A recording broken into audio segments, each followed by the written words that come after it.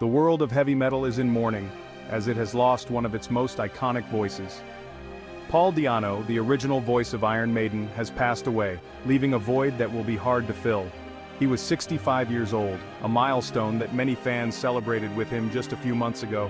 Di'Anno's passing marks the end of an era, a chapter in heavy metal history that will be remembered forever.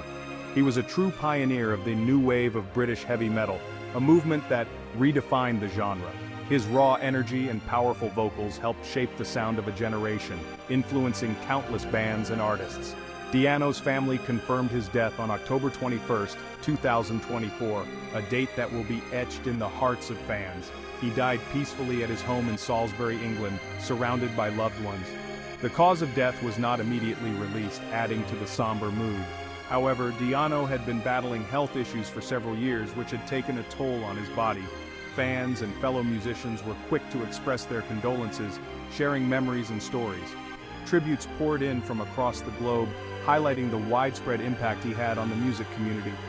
Di'Anno's impact on music was undeniable, with a career that spanned decades and touched many lives. He left behind a legacy that will continue to inspire for generations to come, a testament to his enduring influence.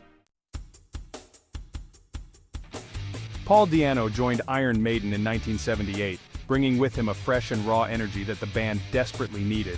The band was still in its infancy, trying to find its footing in the competitive music scene. They were playing small clubs in and around London, honing their craft and building a loyal local following. Di'Anno's arrival marked a turning point, injecting a new level of intensity into their performances. His raw vocals and aggressive stage presence brought a new energy to the band, setting them apart from their peers. In 1980, Iron Maiden released their self-titled debut album, a milestone that would change their trajectory forever.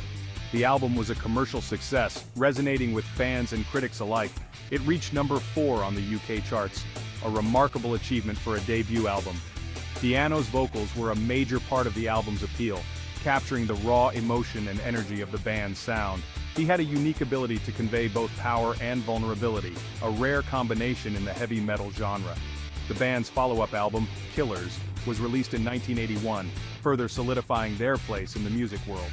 It was another critical and commercial triumph, proving that their success was no fluke. The album cemented Iron Maiden's status as one of the leading lights of the new wave of British heavy metal, a movement that would define a generation.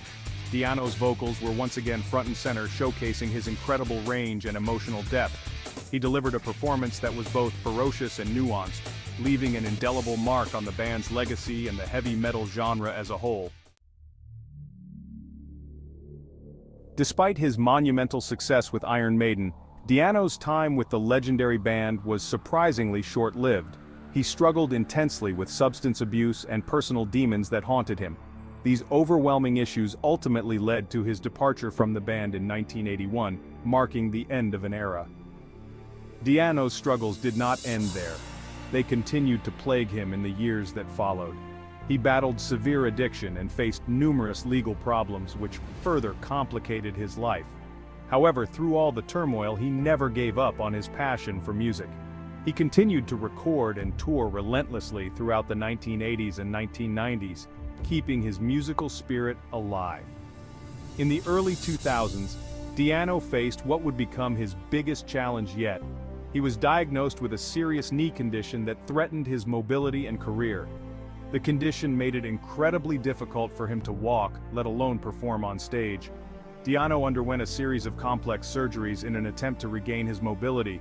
He spent several challenging years confined to a wheelchair, adapting to his new reality. Despite these significant setbacks, Di'Anno's determination never wavered, and he refused to give up. He continued to make music, pouring his heart and soul into his work.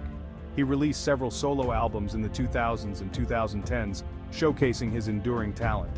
He even made a triumphant return to the stage, performing from a wheelchair, inspiring fans worldwide.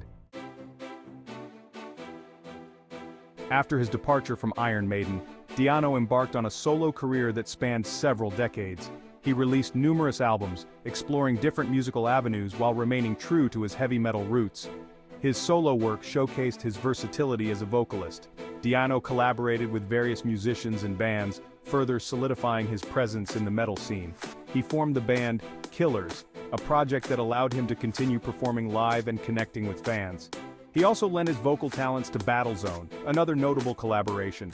Throughout his solo career, Anno remained a respected figure in the metal community. His contributions to music extended beyond his time with Iron Maiden. He continued to inspire and influence younger generations of musicians. Paul Di'Anno's passing is a significant loss for the music world. He was a true original. His raw energy and powerful vocals helped define the sound of heavy metal. He was an inspiration to generations of musicians. Di'Anno's legacy will live on through his music.